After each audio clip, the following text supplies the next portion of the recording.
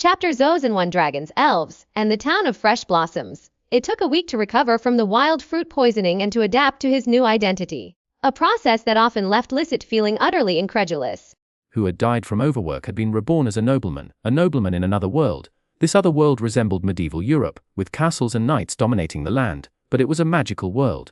A place where dragons and elves existed. Knights cultivated battle Q, and mysterious mages practiced their craft. Even he himself had cultivated basic battle Ki, becoming an apprentice knight, beginner battle Ki. A ceaselessly flowing energy within his body, at his will, flowed to his hands, causing his palms to burn with the powerful energy surging within.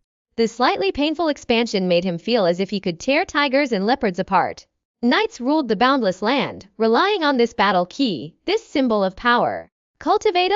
Apprentice Knights Master Basic Battle Q, Earth Knights Master Intermediate Battle Q, and Sky Knights Master Advanced Battle Q. Licit's father, the hereditary Earl of Coral Island, Lee William, was a Sky who mastered Advanced Battle Chi on his territory, Coral Island, an area roughly equivalent to a prefecture-level city. He held absolute power of life and death, answerable only to the Grand Duke of Sapphire Alas.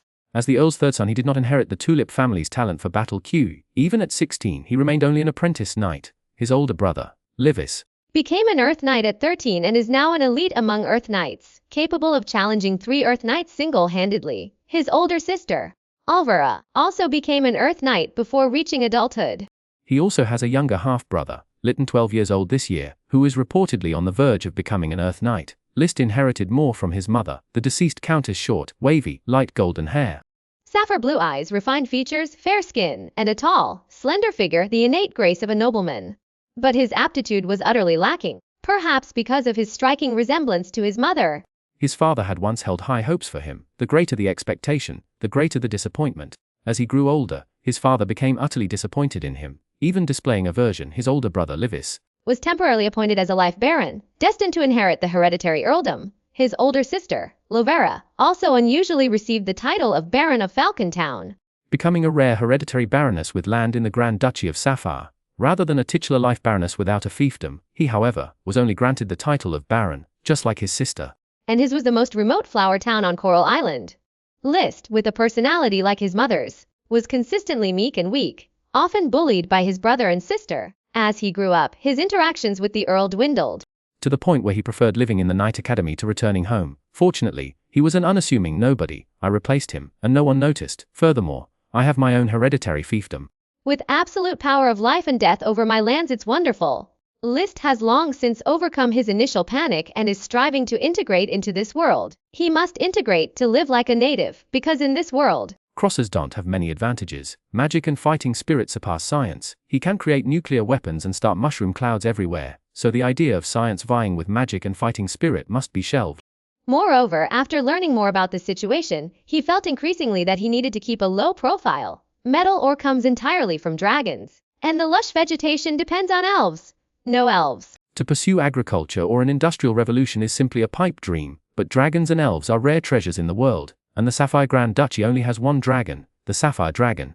The mount of the Sapphire Grand Duke 150 years ago is the very foundation upon which the entire Sapphire family was built. It is said that a dragon can live for 1,000 years, meaning that the Sapphire Grand Duchy still has hundreds of years of prosperity to enjoy. Elves are more numerous than dragons, but they are strictly ranked. Licit's father, Lee William, possessed a tulip great elf, which helped the family cultivate vast quantities of tulips, allowing the family to establish itself and even changing its surname to Tulip. A great elf can live for 200 years, meaning the Tulip family, barring any unforeseen circumstances, can still enjoy prosperity for another 150 years.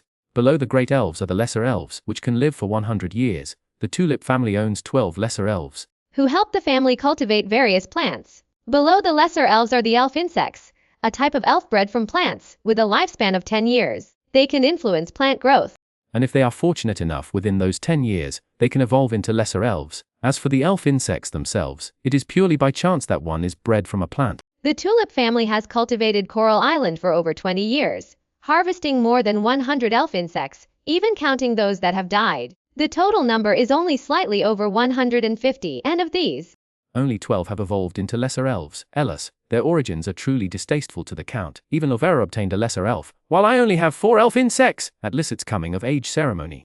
The Earl of Coral Island announced his ennoblement as Baron of Flower Town, and gifted him 4 elf insects. "That's all, Master. Shall we begin now?" Butler Carter knocked and entered, bowing slightly.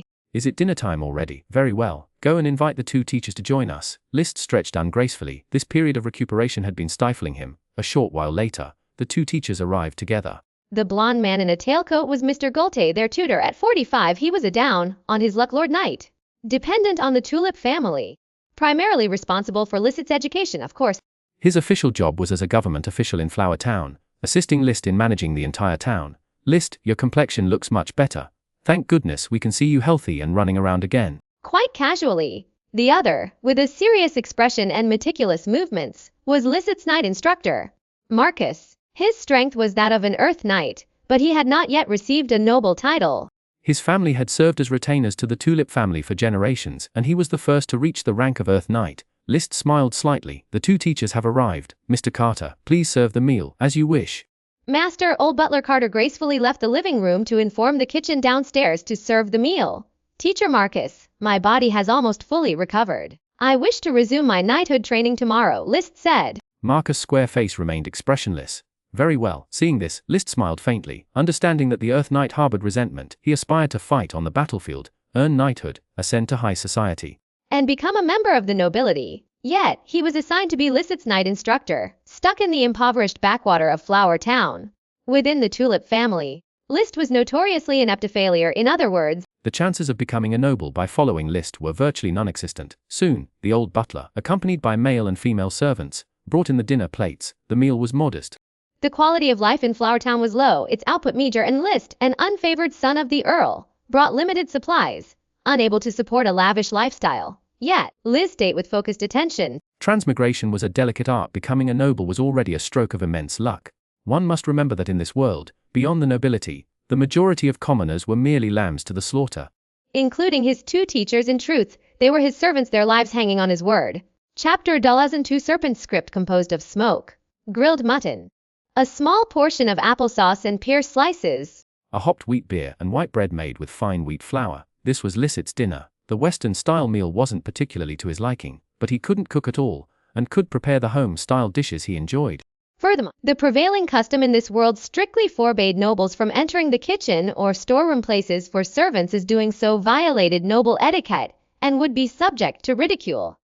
The court was an exception. The court's chefs and servants were all appointed by nobles from various minor lordships. Lysit's father, the Earl of Coral Island, had served as a groom for the new generation of the Sapphire Grand Duke.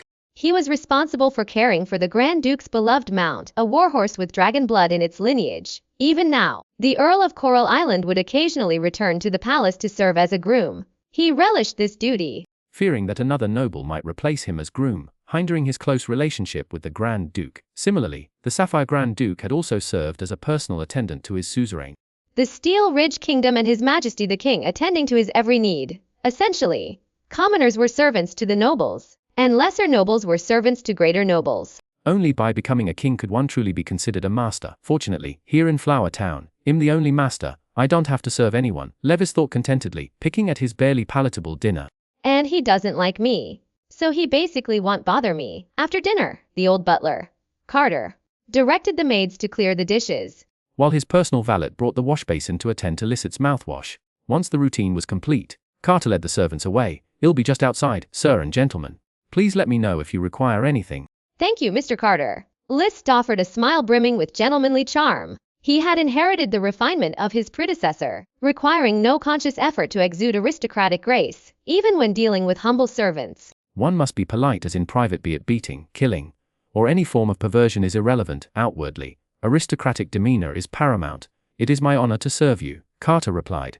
Closing the door behind him, Gorte said, sipping his honeyed tea, "We need to utilize the pixie worms as soon as possible. However, the town's finances are in a terrible state. The previous official was an incompetent fool, doing nothing but oppressing the serfs. He left us a dreadful mess." "I understand, master. I'll investigate as soon as possible and see where would be suitable to house the pixie worms. Of course, it's my duty." List turned to Mart. "Investigating the beast in the area of Thistle Ridge near Flower Town, would that be difficult? As the Lord, I must take the matter of beast frequently harassing the farmers seriously." Marcus replied, "Thistle Ridge is vast, and the beast don't have a fixed range of activity. You only have 4 attendant knights. Even if I were to map out all the beast, we wouldn't be able to defend against them.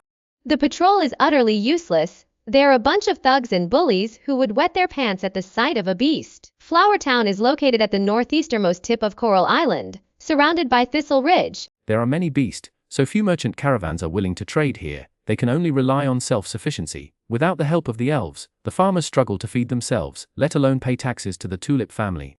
The rulers of Coral Island and the nobles only care about how much tax they can collect, not about the lives of the farmers. The Tulip family is no exception, but List couldn't remain indifferent. He was, after all, a new youth bathed in the glorious banner of the common good. Having become a local lord, saving the people from their misery became a necessity. Only when Flower Town prospered could he, as lord, enjoy a better life.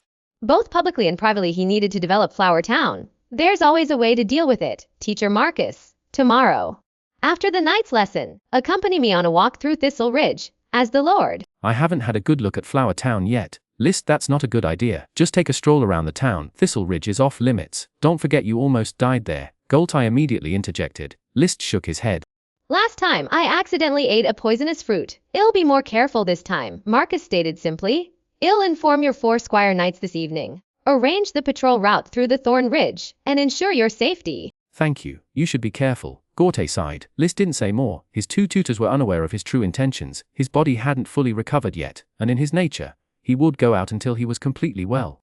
But he either rode in a carriage or on horseback. Unfortunately, he didn't have a carriage. Riding a horse, he remembered, wasn't an easy task, as there were no saddles or stirrups here. Knights with battle queue didn't need auxiliary equipment to ride horses or any kind of mount.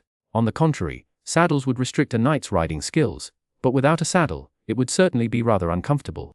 List thought, Master, when do you intend to retire? His personal valet inquired. After 10. Thomas. Now, add another candle to my study.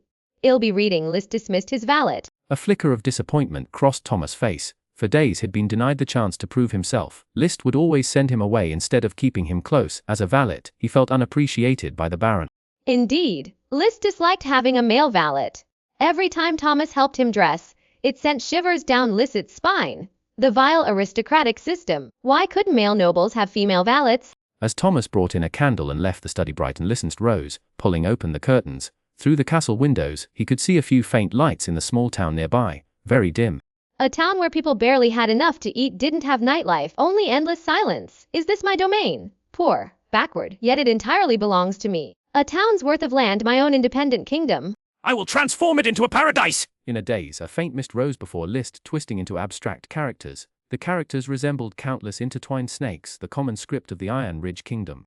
Serpentine, its origins untraceable. There was no habit of recording history here. Having been soul transmigrated and inherited all the memories of his predecessor, List could read the Serpentine script. A passage that had puzzled him for a week. Task as the Lord, you need to understand everything about your territory. Please patrol Fresh Flower Town, understand the territory's crisis and prepare for future development. Reward sublimation of fighting spirit. The content was concise and uncomplicated. However, what List didn't understand was why he could see the smoky Serpentine script, searching through his predecessor's memories. Smoky Serpentine script had appeared since childhood, but at that time, the smoke was very faint and blurry, so much so that he could see clearly what the script said, and he always thought he was hallucinating. It wasn't until after his soul transmigration that List could clearly see the content of the text. He was stunned for a moment, then reached out to touch the smoke, but it immediately disappeared, confirming his idea that it was a hallucination. But now, List didn't think it was a hallucination. Perhaps it was a benefit of being a transmigrator, a manifestation of some system, he could say for sure. And decided to verify it. As long as he patrolled the territory, he could complete the task. Whether or not he would receive a reward would be the proof. If he didn't receive it, it meant it was just a hallucination. Got it. So this is a perk. It's a cheetah's golden finger. The cheetah hasn't moved, but the golden finger has arrived first. Chapter 003. The servants in the castle. Thomas left the study, a wave of disappointment washing over him. As he descended the stairs, he paused at the landing, intending to pull out a cigarette, only to realize it was hidden under his pillow. Mr. Carter, the butler, strictly forbade servants from smoking in the castle. Thomas. What are you doing hiding here? A maid about 30 years old, wearing a black and white uniform and carrying a mop and bucket, approached him from downstairs. Nothing. Doesn't the master let you attend to him personally yet? Thomas slapped the wall in frustration. Maisie, he said, tell me, why doesn't the master like me? I haven't been a personal valet before, but I served as the head valet for Viscount Roosevelt. I'm capable of doing this job. How would I know? I'm not a maid at Tulip Castle. I've never even met the master before. I simply asked if there was anything I could have done better. You should ask Mr. Carter or Mrs. Morrison. And I don't think you have anything to worry about. The master only has 3 male servants. Jess is an assistant, and Tom is so clumsy he's practically useless. Perhaps the master is simply like that in this town. No one is better suited to be his personal valet than you. Thomas perked up a little. Yes, I heard the master isn't highly regarded at Tulip Castle, and may remain Baron of Flower Town his entire life. Living in this impoverished countryside, perhaps. Maisie, do you regret following the master here? I don't care. Even if life in this castle is hard, it's better than returning to the farm to starve to death. I've sold myself to the master. There's no need to think about regrets. Thomas was about to speak when someone interrupted him. Don't you have work to do? Thomas, Maisie. Mind your manners and refrain from whispering outside your chambers in the kitchen. Ascending the stairs, it was Mr. Carter, the steward of this humble little castle. He carried a bunch of keys and a bottle of red wine. Patrolling the castle, Mr. Carter. You'll get to work. Thomas and Maisie hurriedly left, each going about their duties. If minor nobles are servants to the greater nobles, then valets and maids are servants to the steward. The aristocratic system has always been so strictly stratified. The castle was small, but the workload was not, even with only one nobleman list to attend to. The daily tasks were enormous. For instance, cleaning, a thorough inside and out cleaning was required every morning and evening. There was also laundry, heating water, preparing food and cleaning the toilets. Most of this was handled by the male and female servants.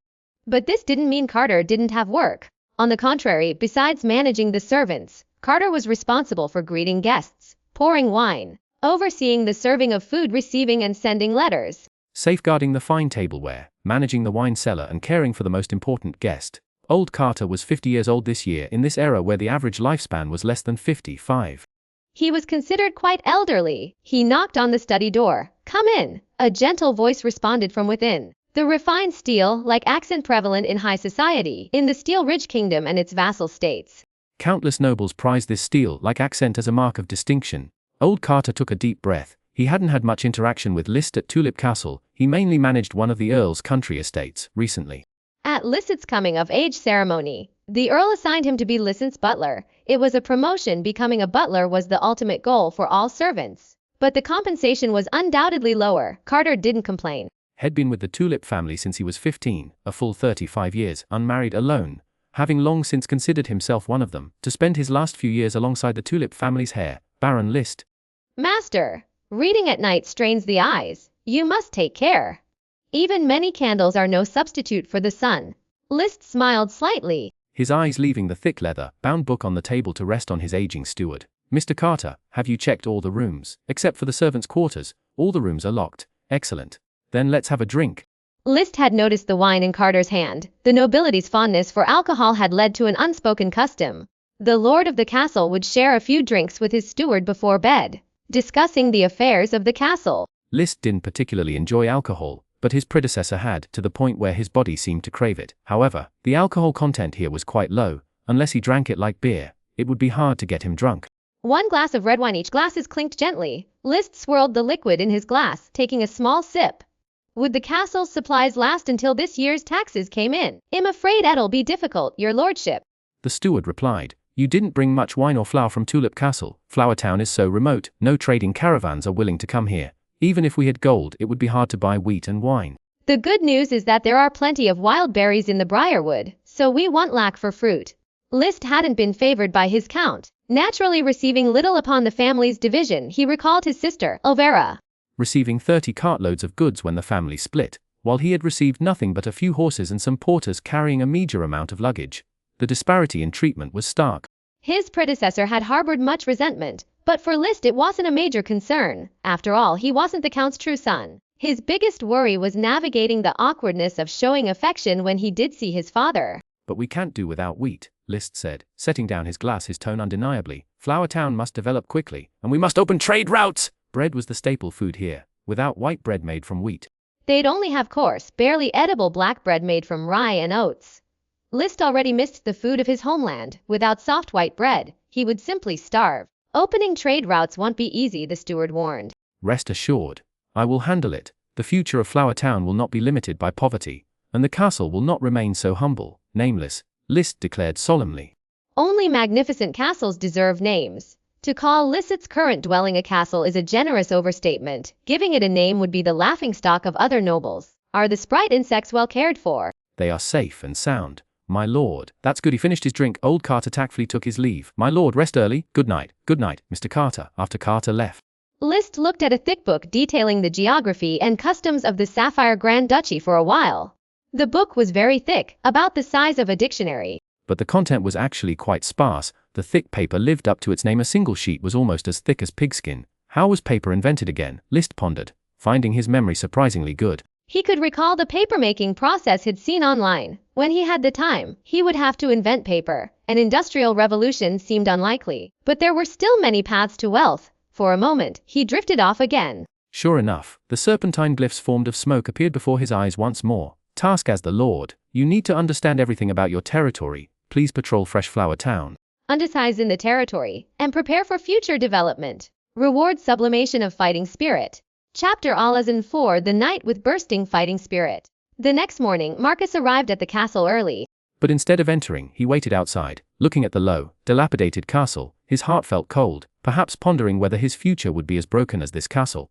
The castle was built on a small hill in the southwest corner of the town. There were no high walls, no towering arrow towers, no battlements to stand on, no wide moat, and no mass. It was just a slightly larger two-story house. The stone walls already showed faint cracks. Gradually, several roof tiles had fallen off, leaving one to wonder if it would leak during rainy days. It's said this humble little castle has a history of over 100 years. Before Coral Island became the Earl's territory, nobles lived here later. It fell into ruin after the Earl was granted Coral Island, Intending it as a villa for overseeing Flower Town. Though he never actually lived there, until now, Baron List has taken up residence in the small castle, and he, once a great knight of the Coral Island Knights, whose ambition was to earn merit and honors on the battlefield, will become a frequent visitor to this small castle. He, along with Baron List, guards Flower Town, a place without even a single cobblestone road. Good morning, Mr. Marcus. Tom, the servant boy carrying an empty bucket, preparing to draw water from the town well, greeted him respectfully. Marcus responded faintly, "Good morning." He couldn't remember Tom's first name, but he remembered his surname, something like Pixty, a very typical commoner's surname. Even he himself didn't have a noble-sounding surname. His was Wheel. Because his grandfather was a coachman, always rolling wheels. Commoners were like that. Whatever they caught, that was what they were named. He envied the surnames of the nobles. The Earl's surname. Tulip, what a noble surname! How much more effort would he need before he could change his own to something similar? All noble surnames were beyond the reach of commoners' flowers. Jewels, metals. Nobles would absolutely not allow commoners to debase them. Shortly, 4 tall men in leather armor arrived behind Marcus. Master Marcus, the 4 greeted him. Carl, Rom, Gray, you're here. Marcus replied. These 4 were List's squire knights. Squire knights weren't knights.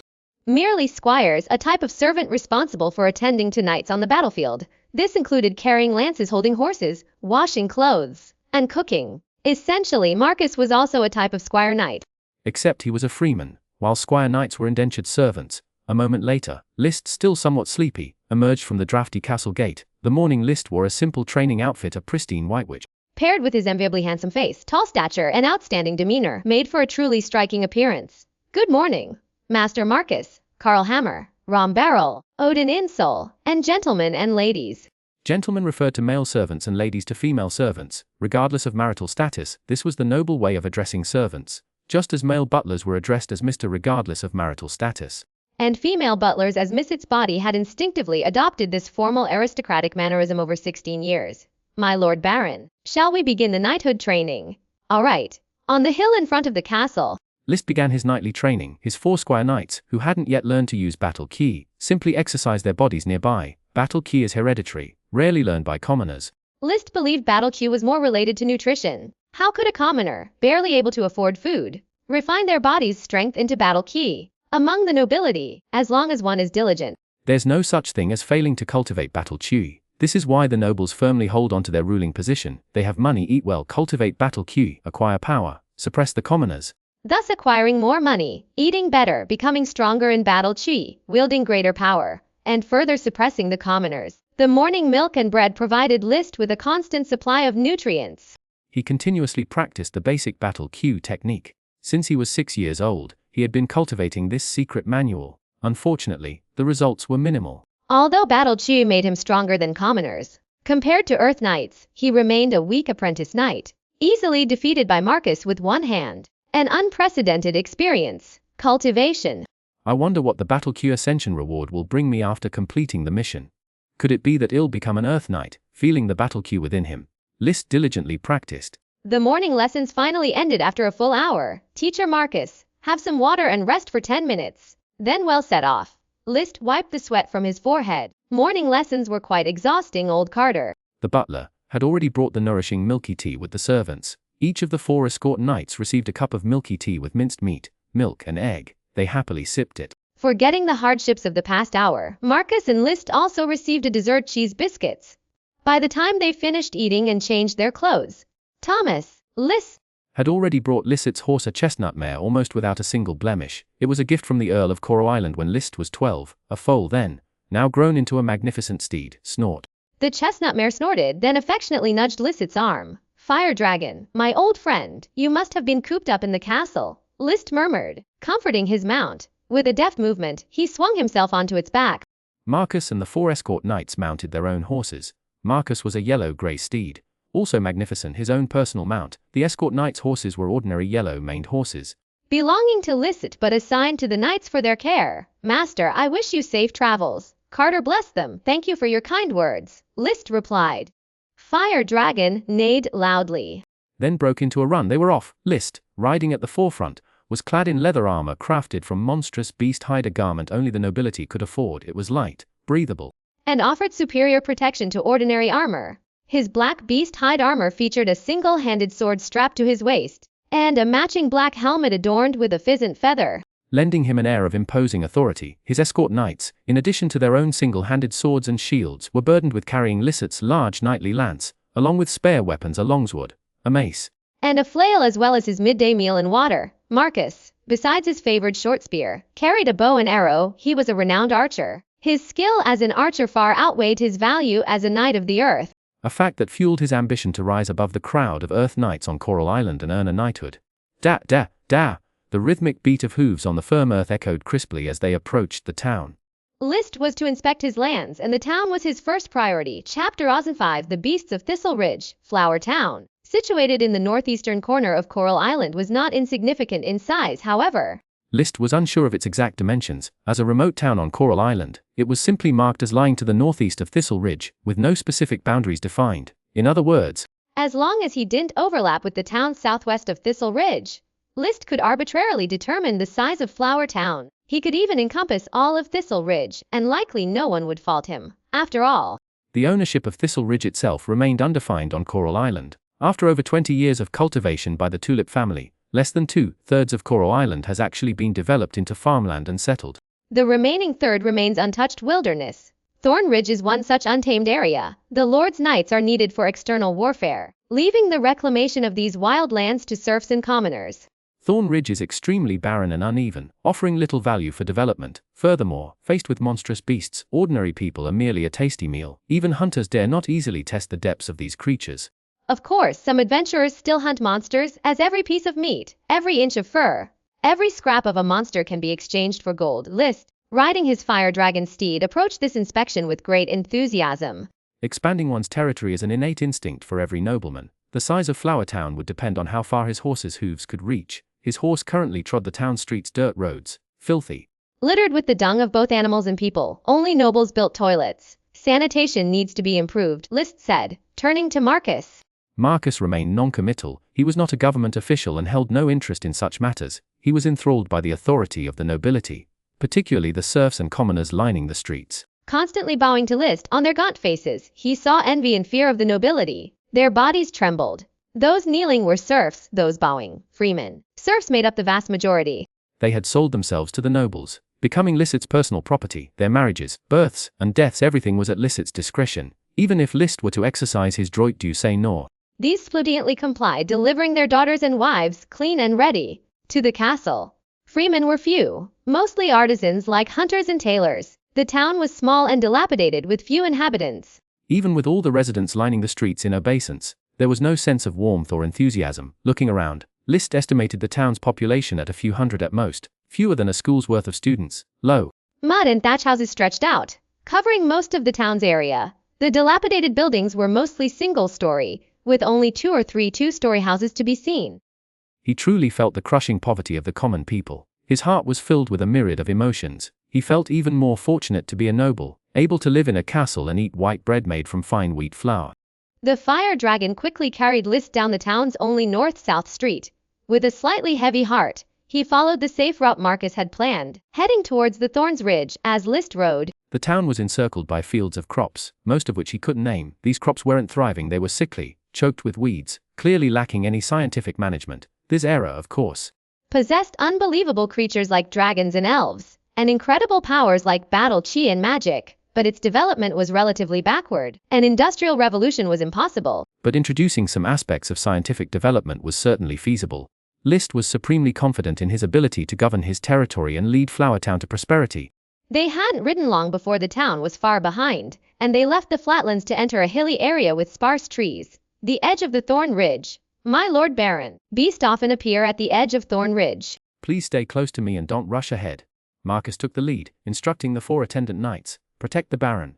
Unless you become corpses, you shall not let a single beast pass! Is that understood? Understood. Carl and the others responded loudly. They came from commoner backgrounds. In this world, commoners weren't expected to fight on the battlefield. Only nobles and knights did. But even though attendant knights were commoners, They still had to fight, serving as logistical support, receiving better treatment, came with the responsibility to die for the nobility. To avoid beast, the party of knights could only skirt the edge of Thorn Ridge. and occasionally they spotted wildlife, rabbits, foxes, and the like. Food was scarce at the edge of Thorn Ridge, so large beasts were rare. Throughout spring, summer, and autumn, The creatures of the Thornwood are adequately fed, so Flower Town rarely encounters them. However, winter brings hungry beasts, often invading Flower Town, claiming several unfortunate victims as their meals each year. Marcus remained meticulous, detailing the information about the Thornwood, point by point. Beasts, I wonder if I'll encounter one today. List searched his predecessor's memories. Having seen several types of magical beasts, unlike ordinary animals, their greatest difference was their magical capabilities, allowing them to unleash devastating spells. Tulip Castle also kept a type of small magical beast, fire rabbits. These fire rabbits, capable of unleashing small fireballs, were delicious, with vibrant fur. Nobles enjoyed their meat. While noblewomen favored their fur for coats, he had also seen a powerful magical beast, the giant brute bear. The Coral Island Earl's favorite chair was upholstered with its hide, its ferocious head, completely tanned. Exuded a terrifying, savage aura. It was said that 8 Earth Knights of the Coral Island Order perished hunting the giant brute bear. 8 Earth Knights, a crippling blow to the order. Even a territorial battle wouldn't necessarily result in so many deaths, and even more apprentice knights perished. Along the way, List meticulously recorded the Thornwood's terrain, Noting locations suitable for defensifications, irrigation projects, fortresses, and farmland. These were the duties of a landed baron. It's lunchtime. Odin. Yes, my lord. Odinsoul immediately Flatspot laid down a carpet and arranged the provisions on it, a simple lunch: bread, caviar, fruit salad, and milk tea, and the specially supplied List mountain goat jerky. Thinking it was just a simple lunch, Marcus' face suddenly changed after swallowing a piece of bread. My lord baron. Something's wrong. It's the scent of a beast. This episode is complete. Welcome to subscribe, turn on the small bell. Forward, please leave your comments. I will continue to update the content behind.